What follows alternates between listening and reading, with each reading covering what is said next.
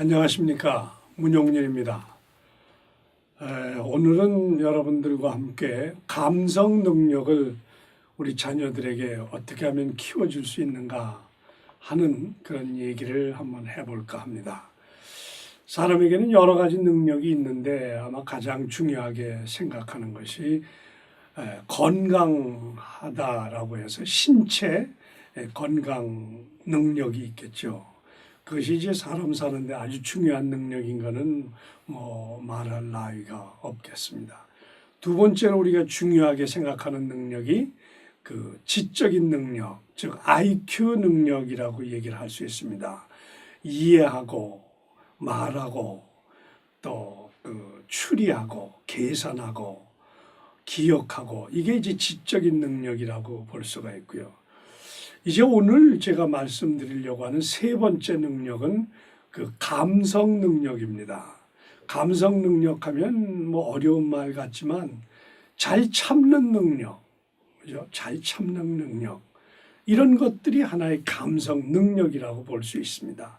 화가 나도 잘 참고 그리고 어떤 일에 몰두하면 자기 자신을 추스려가면서 열심히 하자, 열심히 하자. 이런 어떤 지구력, 이런 것들도 하나의 감성 능력이라고 볼 수가 있습니다.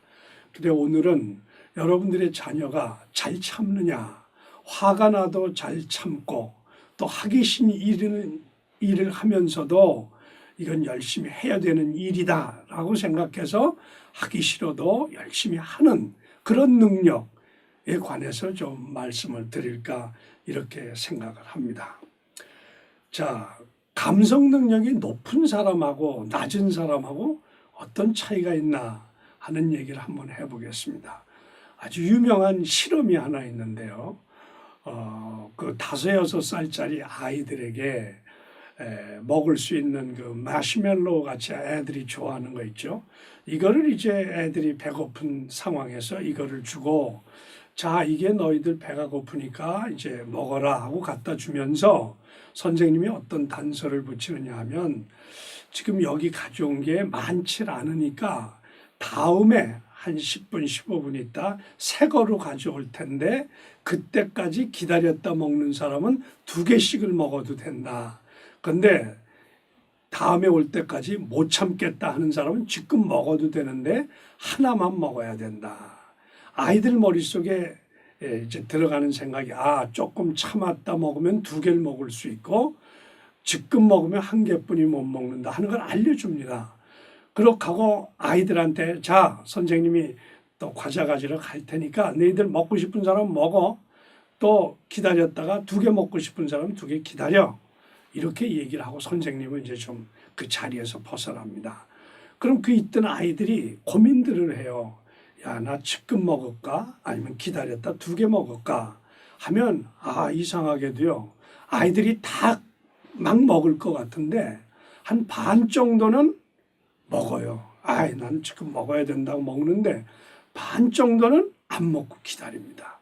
그래서 선생님이 한 20분 지나서 들어오십니다. 과자, 그 매시멜로를 접시에 담아가지고 와가지고 보면 자, 먹은 사람, 하나 먹은 사람 하면 한 반 정도가 손을 들고요. 또 안 먹고 기다린 사람 하면 또 반 정도가 있어요. 그래서 보면 그 안 먹고 기다린 아이한테 물어봅니다. 너는 왜 이걸 안 먹고 싶었니? 먹고 싶지 않았어? 아니요, 먹고 싶었어요. 근데 왜? 저는요, 2개를 먹어야 되니까 먹고 싶은 것도 참았어요. 이런 얘기들을 한단 말이에요. 그거 어떻게 참았니? 하니까 이 참는 기술들이 있어요. 눈을 감고 과자를 안 보려고 그랬어요. 또 어떤 아이는 저는 속으로 기도를 했어요. 2개 먹고 싶으니까 하나님 나 참게 해주세요. 자, 이걸 보면서 우리는 뭘 느끼느냐 하면 그 5살, 6살짜리도 하고 싶은 걸 참는 능력이 벌써 5, 6살짜리에도 나타나는구나. 근데 더 중요한 거는 5, 6살 때 그걸 참았던 아이가 커가면서도 참는 능력이 더 높다는 거죠. 자, 이런 점에서 우리는 그 실험을 마시멜로 실험이라고 하는데 그거로서부터 유추를 해본다면 우리가 이 세상 살아가면서 참는 능력이 얼마나 중요한 건지 아시잖아요. 그래서 이제 이런 감성 능력 이런 것이 높을수록 어떤 사람이 되느냐? 대인관계가 좋아집니다.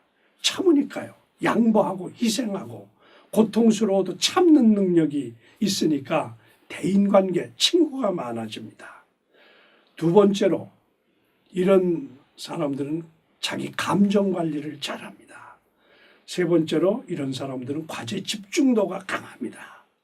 자, 이렇게 해서 감성 능력을 갖게 되면 과제 집중도가 높으니까 공부도 잘하죠. 자기를 추스려가면서 공부를 스스로도 하도록 동기화를 시키는 거고요. 대인관계가 좋아지고 자기 감정 관리를 잘하니까 이것이 어릴 때 이렇게 한번 만들어주면 커서도 이렇게 이런 그 감성 능력이 유지가 되기 때문에 저는 여러분들에게 우리 아이를 키우면서 이런 감성 능력을 높이도록 해주는 것이 중요하다 하는 말씀을 드립니다. 중요한 포인트가 있습니다. 그럼 어떻게 하면 이런 감성 능력을 높여주느냐? 아주 명심해야 될 일이 하나 있습니다. 이런 감성 능력, 즉 인내심, 참을성, 또 용서하고 또 희생하고 양보하고 또 과제에 집중하는 집중력 이런 것들이 놀랍게도 연습과 훈련을 통해서 길러지고 연습과 훈련을 받지 않은 사람은 그것이 낮아질 수가 있다라고 하는 겁니다. 여기에 가장 중요한 것이 뭐냐? 어릴 때부터 이런 감성 능력을 연습하고 훈련을 해야 된다는 겁니다. 자, 무엇을 훈련하느냐? 어릴 적부터 내 감정을 읽을 줄 알고 다른 사람의 감정을 읽을 줄 알아야 됩니다. 너 지금 화가 났어? 나 화났어. 화나니까 기분이 어때? 그래서 아이들은 내가 지금 화났구나 하는 걸 읽을 줄 알아야 됩니다. 또 마찬가지로 엄마 표정, 또 형, 누나, 언니의 표정을 보고 저 사람 화났구나 하는 내 감정도 읽을 줄 알고 다른 사람의 감정도 읽을 줄 알도록 연습을 시키는 게 좋습니다. 즉 엄마한테 엄마 지금 화가 난 것 같아? 엄마 기쁜 것 같아? 아이가 생각을 해보게 하는 것이 중요합니다. 이렇게 첫 번째로 나와 다른 사람의 감정 읽는 연습을 어릴 적부터 시켜야 되겠다 하는 겁니다. 그 다음 두 번째는 그 다른 사람이 슬퍼하면 나도 슬퍼져야 되는구나. 다른 사람이 기쁠 때는 나도 기뻐져야 되는구나 하는 이런 감정 능력, 이런 어떤 공감하는 능력, 이것도 마찬가지로 연습을 우리가 시켜야 되겠다 하는 겁니다. 그래서 동화책을 읽으면서 우리는 독후감을 써라, 동화책 얘기하라면 줄거리만 가지고 얘기를 하는데 왜 그 곰이 거기서 화가 났지? 화나니까 곰이 어떻게 했지? 이렇게 어떤 감정에 주목하고 그 감정을 어떻게 처리했는지를 자꾸 그 책이나 동화책을 통해서 주인공을 통해서 감정 연습을 하도록 시켜야 된다는 겁니다. 그래서 책을 볼 때도 영화를 볼 때도 우리는 언제나 그 주인공이 이럴 때 어떻게 했느냐 하는 감정, 자기 조절 능력을 어떻게 발휘됐는지를 얘기해 보도록 하는 일이 대단히 중요합니다. 그 다음에 제가 하나 많이 우리 학교 현장에서도 보급이 되어 있는 게 감정 출석부라는 게 있습니다. 감정 출석부라고 하는 건 뭐냐면 아이들한테 아침에 일어났을 때 넌 지금 기분이 어떠냐 해놓고 기쁘다, 즐겁다, 슬프다, 외롭다 뭐 등등 그런 어떤 감정을 표현하는 단어를 한 30여 개 이렇게 보여주면서 이 중에서 네 감정을 골라봐. 너의 지금 기분을 골라봐.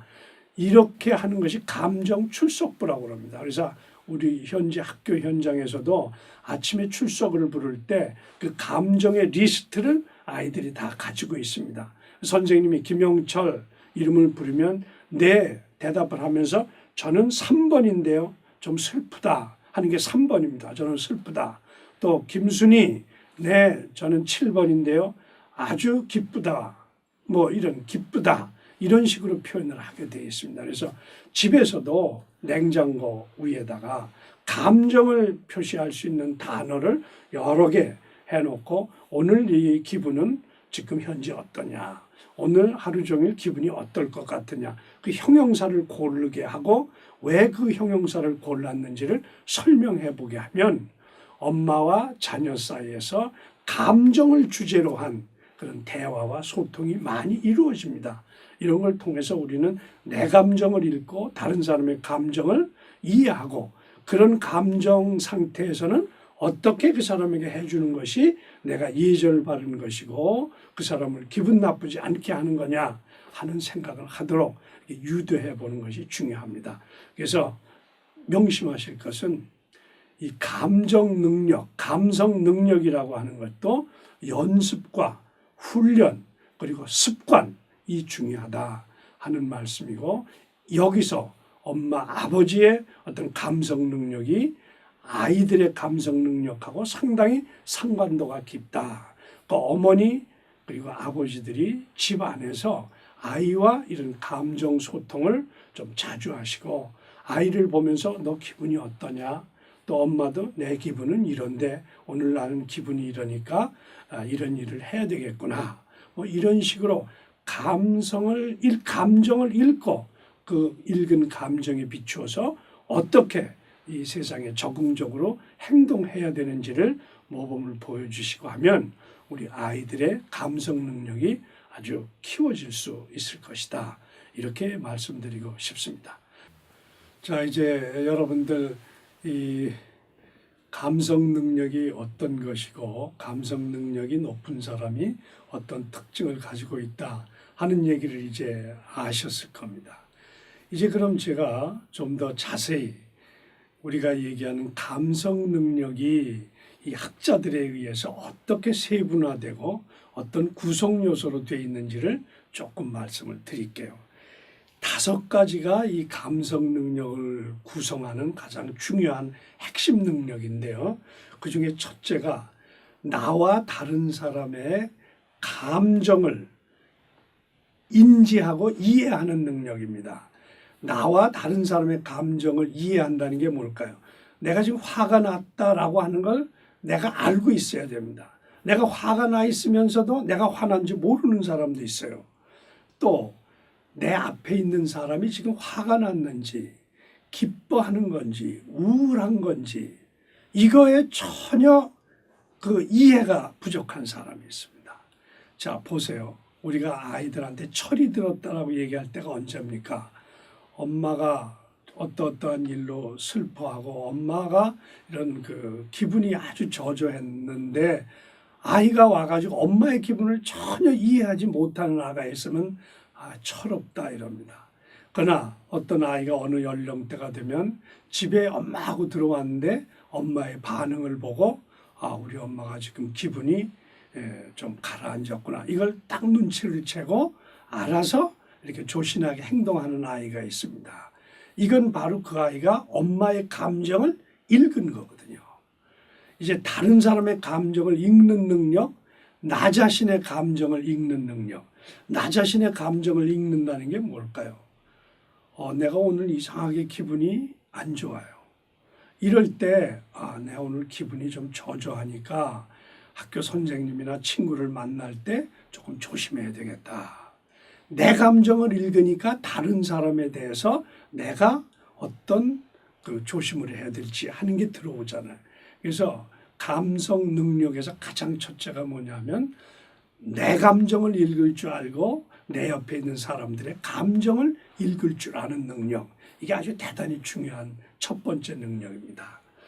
두 번째 능력은 감정을 조절하는 능력입니다. 내 감정도 조절해야 되지만 다른 사람의 감정도 조절을 해야 됩니다. 그런데 엄마가 지금 화가 잔뜩 나 있다. 이럴 때 아이들은 엄마가 화가 나 있다는 것 이해하는 데 그치지 않고 엄마가 화가 나 있으니까 저 화가 난 엄마의 감정을 내가 어떻게 풀어줄 수 있을까? 이게 바로 다른 사람의 감정을 조절하는 능력입니다. 또 나의 감정을 조절하는 능력, 그렇죠? 내가 지금 화가 나 있다. 이게 잘못하다가 내가 화가 났기 때문에 다른 사람한테 실수할 수 있겠다. 그러니까 오늘 친구랑 만나기로 약속을 했는데 내일 만나기로 하자. 이러면 내 감정을 그 조종하고 조절하는 능력이죠. 화가 나 있다 이럴 때 화를 참는 능력, 화가 잔뜩 나 있다 이럴 때는 내가 사람을 만나기보다 내가 산보를 한다든지 운동을 한다든지 해서 내 감정을 이렇게 추스리는 그런 능력을 우리가 감정 조절 능력이라고 합니다. 여러분들의 자녀가 자기의 감정을 조절할 수 있다면, 예컨대 공부가 하기 싫다, 그렇지만 내일 모레가 시험이다, 하기 싫어도 오늘 해야 된다, 아주 놀고 싶지만 이건 이틀 후 사흘 후에 마음껏 놀으면 되잖아, 자기 자신의 감정을 그렇게 조절할 줄 아는 거, 이게 대단히 중요한 두 번째 능력이 되겠습니다. 그 다음에 자기 동기화 능력이라 해요. 자기 동기화라고 하는 게 뭘까요? 공부가 하기 싫지만 나는 공부를 해야 돼. 거기 가기 싫지만 어머니가 심부름 내줬지만 가기 싫지만 가야 돼. 하기 싫지만 해야 된다면 자기 자신을 자꾸 북돋우는 거죠. 자기 자신을 동기화시키는 거죠. 아이들에게 어떤 음식을 줍니다. 근데 자기는 먹기 싫어요.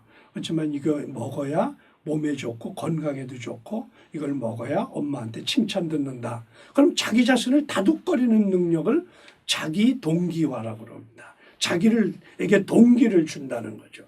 이게 세 번째 능력이고, 그 다음 이제 네 번째는 감정이입 능력이라고 합니다. 이게 상당히 어려운 거지만 인격적으로 성숙한 사람일수록 슬픈 사람을 보면 자기도 슬퍼집니다.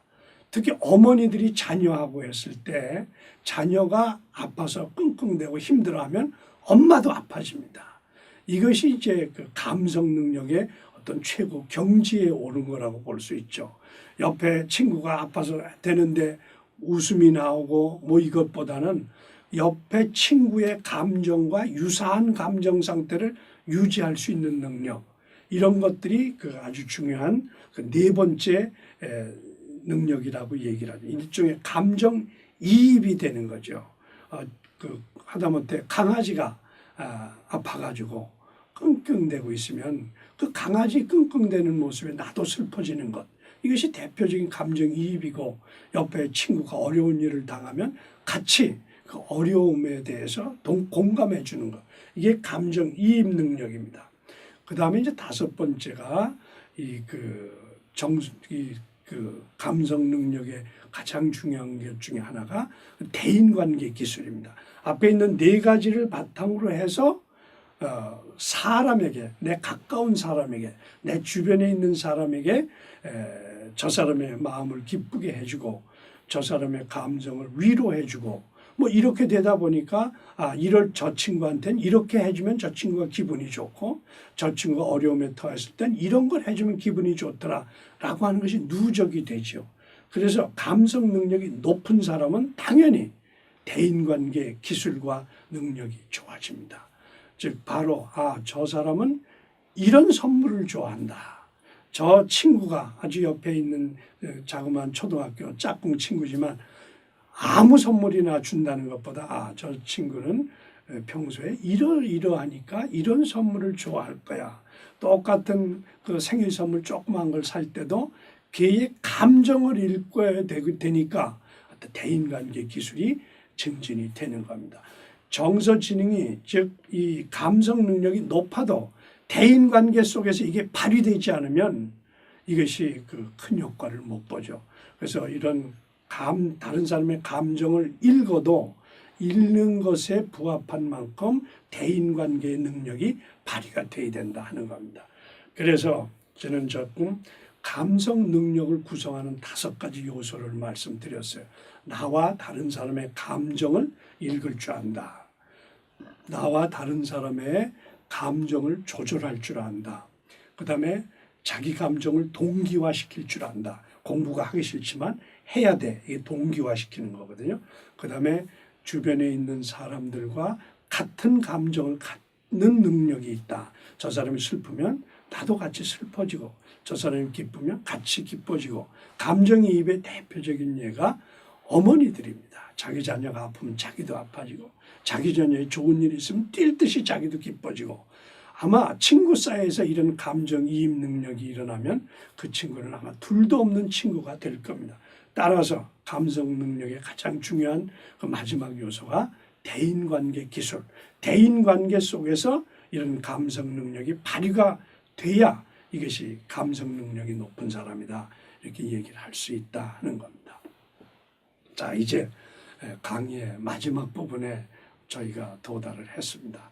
자, 제가 감성 능력이 높은 사람은 이렇다. 감성 능력의 내용은 이렇다. 말씀드렸잖아요. 이제 중요한 건 어머니들이 집에서 우리 아이들의 감성 능력을 키우기 위해서는 무엇을 할 수 있는가 하는 겁니다. 아주 구체적인 예로 들어가면 제가 몇 가지 좀 부모님들에게 팁이 되는 얘기를 좀 말씀을 드릴까요? 제일 중요한 것을 이제 말씀을 드리려고 하는 거죠. 어떻게 하면 우리 자녀들의 감성 능력을 길러줄 거냐. 감성 능력이 잘 길러져야 지적인 능력도 감성 능력 범위 내에서 잘 발휘가 되는 겁니다. 자, 그런 점에서 저는 아주 중요한 것들을 이제 말씀드리려고 합니다. 제일 첫 번째, 감성 능력도 학습이 되는 거다. 연습하고 훈련해서 습관화가 되어야 한다. 또 습관화될 수 있다 하는 겁니다. 우리는 걔는 충동적이다. 걔는 잘 참지 못한다. 걔는 뭐 언제나 저렇게 좀 우울하다. 그렇게 해서 우리는 이른바 우리들의 어떤 감정 생활, 이것을 선천적인 것으로 생각하는 경향이 있습니다. 걔는 원래 그래. 화가 나면 걔는 원래 못 참아. 이렇게 얘기를 하는데 저는 여기서 분명하게 말씀드리고 싶습니다. 걔는 화를 못 참는 것을 연습한 겁니다. 걔는 화를 참는 버릇을 학습하지 못한 겁니다. 그렇기 때문에 우리 어머니들이나 집에서 자녀를 키우면서 우리가 명심해야 될 것은 제가 가지고 있는 저런 모자라는 감성 능력이 있다. 이것은 뭔가 어릴 적부터 뭔가 우리가 잘 키워주었더라면, 연습시켜 줬더라면 괜찮았을 것인데 연습이 잘못됐다. 이렇게 생각을 하셔야 된다고 생각을 합니다. 그래서 오늘 저는 이제 어떻게 하면 우리 아이의 감성 능력을 연습시키고 훈련시키고 이렇게 해서 습관화할 수 있겠는가 하는 겁니다. 이걸 좀 말씀을 드리고자 합니다. 그래서 제일 첫 번째, 감성 능력도 학습되는 거다라고 하는 걸 언제나 명심을 하시고, 이것을 학습시키기 위해서는 엄마, 이 집안에서 어른들의 역할이 대단히 중요하다라고 하는 걸 명심하셔야 된다는 겁니다. 많은 연구에 의하면 엄마, 아버지가 화를 잘 못 참으면 아이들도 화를 잘 못 참습니다. 엄마, 아버지가 명랑하고 즐겁고 밝고 활기차게 살고 계시면 아이들도 엄마랑 아버지랑 비슷한 그런 감성 능력을 갖게 된다는 그런 연구들이 많이 있습니다. 엄마, 아버지의 감성 능력이 아이들의 감성 능력과 상관이 깊다. 그것을 엄마, 아버지로부터 유전적으로부터 물려받은 것이 아니라 엄마, 아버지의 감성 능력 상황을 통해서 아이들이 그걸 배웠다라고 우리는 해석을 하는 겁니다. 자, 그러면 엄마, 아버지가 아이들의 감성 능력을 키우기 위해서 무엇을 어떻게 해야 되는가 하는 겁니다. 자, 요즘 우리 학교 현장에서 행복 출석부 혹은 또 이거를 우리가 EQ 출석부 혹은 또 감성 출석부라고 하는 걸 학교 현장에서 지금 많이 활용들 하고 있습니다. 이것은 뭐냐면 한 A4 용지 하나에 왼편에는 긍정적인 감정 표현이 한 18개 있고요. 또 오른편에는 부정적인 감정 표현이 18개 정도 있습니다. 즉 긍정적 감정 표현이 뭐냐? 나는 즐겁다, 신이 난다, 뭐 이렇게 쭉 보면 나는 호기심이 많다, 나는 밝다, 웃고 싶다, 뭐 이런 것들이 이제 좋은 형용사들이 있고요. 또 한편에는 나는 우울하다, 나는 미운 사람이 많다, 나는 화가 난다, 나는 뭐 이런 식으로 이 두 종류에 있습니다. 그럼 그게 뭐냐면 아침에 학교에서 출석을 부를 때 김영철 선생님이 부르면 종류에는 네 라고만 얘기를 했는데 요즘에 이런 그 감정 출석부를 가지고 하면 어떻게 되느냐. 김영철, 네, 저는 7번입니다. 그러면 자기 감정이 현재 7번이다 하는 겁니다. 7번이 뭐냐? 슬프다는 거. 그럼 다른 아이들이 제가 슬퍼? 왜 슬플까? 다른 아이들이 김영철의 감정에 주목을 하게 되고 나중에 쉬는 시간에 너 왜 슬픈데? 물어보게 됩니다. 감정에 대한 어떤 교류가 학생들 사이에 많아지는 거죠. 또 어떤 아이는 난 오늘 즐겁습니다. 아침부터 기분이 좋습니다. 이렇게 이제 김순이라는 아이가 그 출석 부를 때 김순이 하니까 네, 저는 12번입니다. 12번이 즐겁다. 그럼 쟤는 왜 즐거울까?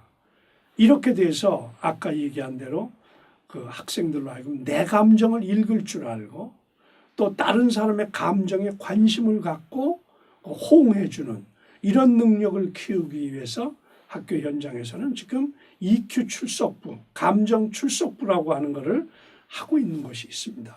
저는 이것을 집에서 어머니들이 해봤으면 좋겠어요. 냉장고 앞에 그런 그 형용사 리스트가 있는 EQ 출석부를 이렇게 붙여놓으시고 아침에 가족들이 일어나면 너 오늘은 EQ 출석부에서 어느 게 네 감정에 유사해? 하면 아이들이 나는 이거 이렇게 골라놓으면 밥 먹을 때 그래 오늘 너는 왜 좀 아침에 일어나면서부터 기분이 그러냐? 너는 왜 즐거우냐? 그럼 아이들이 나 오늘 친구랑 뭘 하기로 했거든. 그래서 나 기뻐. 나 어제 무슨 일이 있었는데 그래서 여전히 지금까지도 그 기분 때문에 마음이 무거워. 이런 얘기를 하게 되고 어머니도 나서서 난 오늘 하루 종일 기분이 좋을 것 같아. 이런 일이 있을 거거든. 자, 이렇게 되니까 가족 간의 감정을 토대로 한 그 얘기가 이루어지고 그러면서 남의 감정을 읽고 내 감정도 남하고 소통하는 이런 연습을 하게 돼서 이런 그 EQ 출석부, 감정 출석부 이런 것들을 한번 이 부모님들이 집안에서 활용을 해봤으면 좋겠다 하는 겁니다. 그 다음에 또 하나 제가 말씀드리는 것은 부정적인 감정을 처리하는 연습을 좀 시켜야 되겠다는 겁니다. 화가 났다. 애가 화가 나서 씩씩거린다. 그러면 아유 저는 또 화가 났네. 이렇게 해버리시지 말고 너 지금 화가 났구나. 네 화를 어떻게 풀 수 있겠니? 너 화가 나고 이러면 가서 운동 좀 하고 와. 운동하다 보면 화가 가라앉기도 하고. 너 그러면 화가 나 있구나. 그럼 엄마가 뭘 도와주면 좋겠니? 그래서 화가 났을 때 이 화가 난 것을 축구하는 사람이 축구공을 드리블해 가는 것처럼 자기 속에서 생성되는 그런 부정적인 감정을 그 아이가 컨트롤하는 방법을 가르쳐야 된다는 겁니다. 축구 선수가 드리블을 잘하려면 그 연습을 해야 됩니다. 우리도 사람도 이 세상을 살아가다 보면 화도 나고요. 그죠? 하기 싫은 일도 생기고 미운 사람도 생기고 이렇습니다. 그 사람이 밉다는 표정을 하면 우리 자녀가 대인관계가 좋아지지 않습니다. 자기가 공부하기 싫다 공부 안 하면 공부 안 되는 겁니다. 그럼 어떻습니까?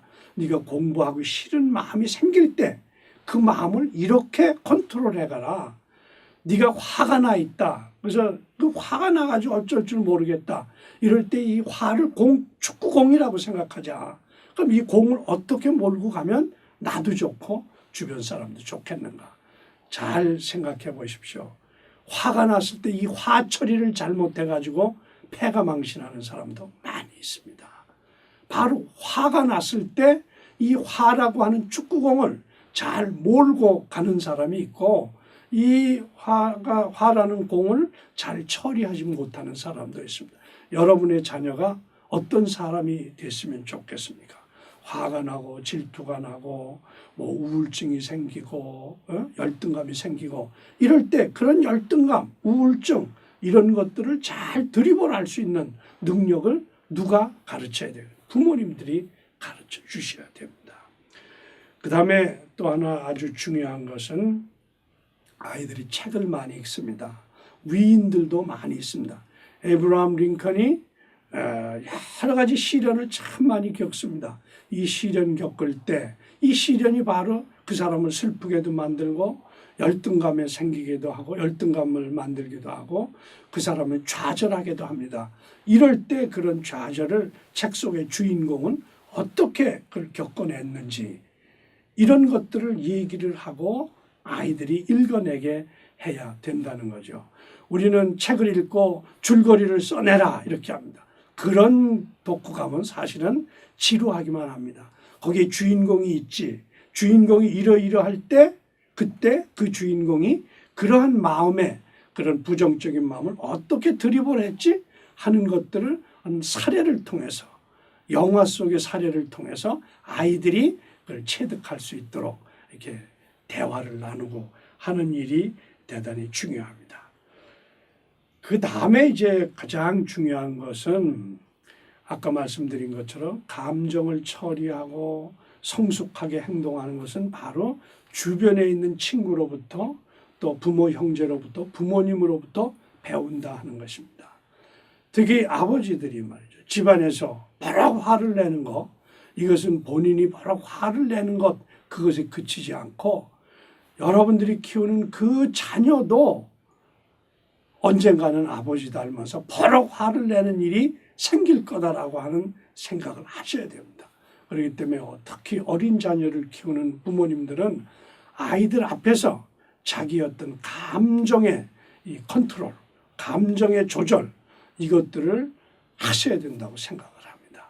이렇게 해서 지금 말씀드린 대로 자기의 어떤 감성 능력을 키우기 위해서 아이들이 노력하게 해야 되고 부모님들이 이 아이가 그런 감성 능력을 높게 갖기 위해서 가정에서 부모님들이 해줘야 될 일이 많이 있다. 저는 거듭 부탁드리거니와 언제나 명심해야 될 일은 아이들의 그 감성 능력은 부모님들의 감성 능력하고 상당히 연관성이 있다.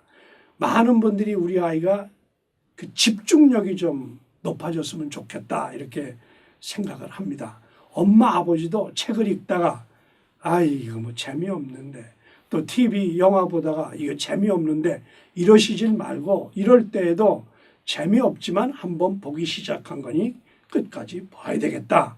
이런 식의 어떤 엄마 아버지도 음으로 양으로 이런 식의 태도를 가지고 아이를 자꾸 이렇게 함께 소통하시고 생활한다면 아이도 나 이거 한번 시작한 거니까 1시간은 내가 앉아서 공부를 해야 되겠구나. 이런 생각들을 갖게 된다는 거죠. 엄마 아버지의 감성 능력이 아이들의 감성 능력하고 상관도가 깊다. 그것은 유전적으로 상관도가 깊은 것이 아니라 학습 현상이 일어나기 때문에 그런 상관도가 높다 하는 것을 우리 부모님들이 잘 인식해 주셨으면 좋겠다 이렇게 생각을 합니다. 감성 능력이 높은 아이가 성공할 가능성도 높습니다.